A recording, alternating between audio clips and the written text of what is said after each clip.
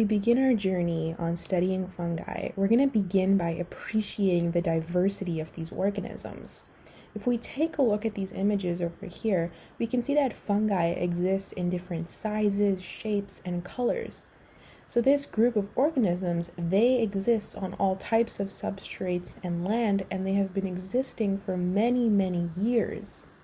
So over here we can actually see that these fungi are growing on a piece of bark.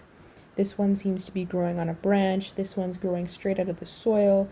We can have fungi that grow alone, or we can have fungi growing in a colony. These are actually 3 fungi that I collected myself, and we can see the pattern below the fungi. So this area over here is actually called the gills of the fungi, and we'll get into more detail about that later. But we can see the difference in cap shape over here, the difference in the stalk thickness or the stalk length, and they all vary in size.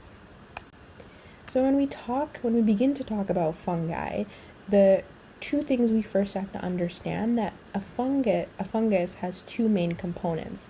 It has a fruiting body and it has a vegetative body. So whenever we go to the supermarket and we want to pick up some mushrooms, the mushrooms that we buy are actually referred to as the fruiting body. So when we consume a mushroom, we're consuming a mushroom's fruiting body, not the vegetative body.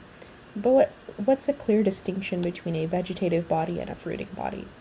So the fruiting body consists of the body that is above the soil or the substrate. So in this case, we see this mushroom over here. It's above the soil. It's the fruiting body. But what's beneath the soil? So beneath the soil, we have these structures, and we'll get into more detail about them in a little bit. But we have these structures below the soil, and an individual, this individual line over here is referred to as a hypha, whereas the entirety of this entire structure, it's kind of like when we think about plants, we have these roots under the soil, but for fungi, we do not have roots. It's going to be something else. So here we would refer to this as the mycelium. So when we talk about fungi, we have the fruiting body, which is above the soil or above the substrate, and then we have the vegetative body, which is below the soil, and it consists of the mycelium and the hyphae. But let's clearly define the difference between mycelium and hyphae. What are they? What are their functions, and why are they important? Well, when we talk about hyphae is the plural, whereas hypha is singular. So let's go with hypha.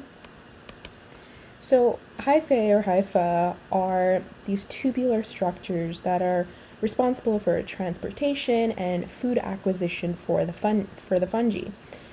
Now, when we have multiple hyphae together, so as we can see over here, we have so many hyphae, that's referred to, the totality of all these hyphae are referred to as a mycelium.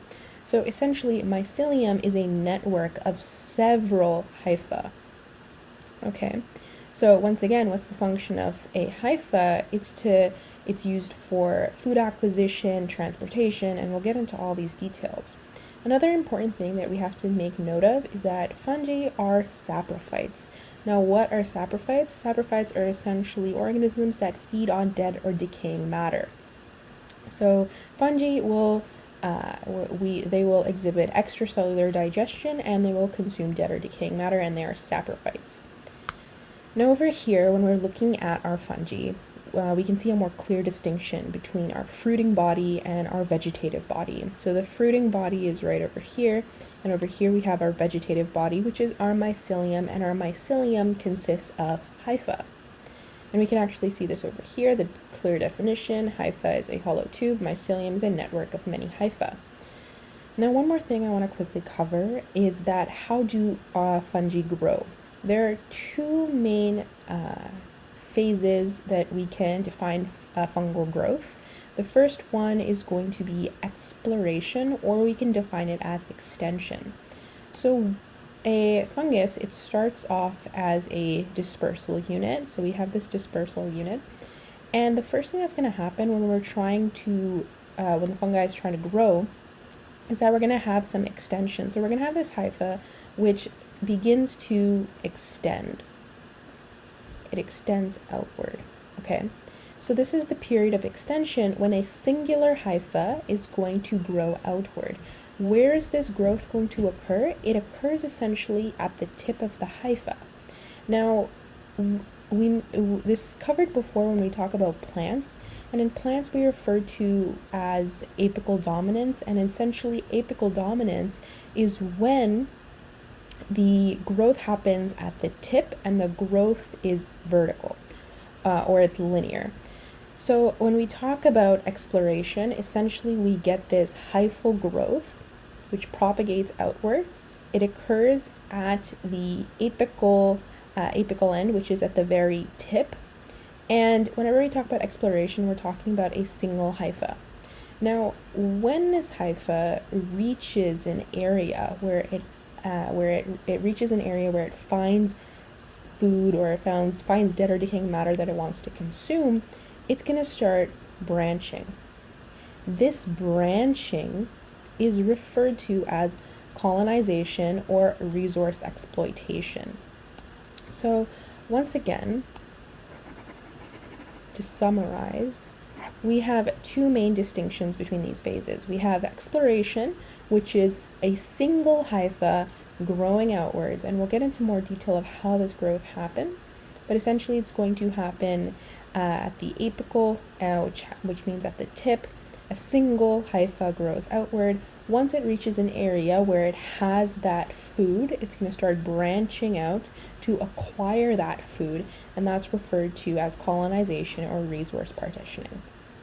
So what are the key components of a fungi? Well, we have the fruiting body, and we have the vegetative body, or the mycelium.